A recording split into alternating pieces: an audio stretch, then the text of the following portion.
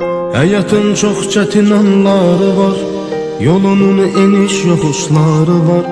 Soyuğu boranlarda qarı var, hər qışın sonda bir baharı var. Həyatın çox çətin anları var, yolunun eniş yoxuşları var. Soyuğu boranlarda qarı var, hər qışın sonda bir baharı var.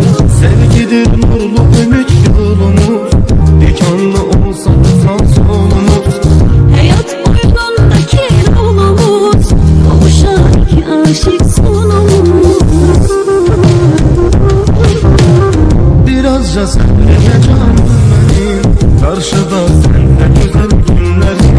Arzularım çok inan benim, sana bağlı bütün ümitlerim.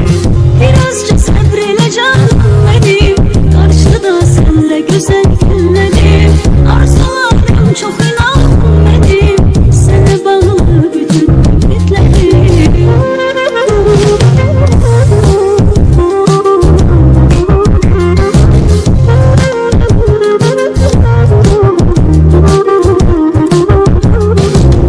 Belədir qış dalınca yaz olar, pis günün ömrü dönər vaz olar. Durular suları bulanmaz olar.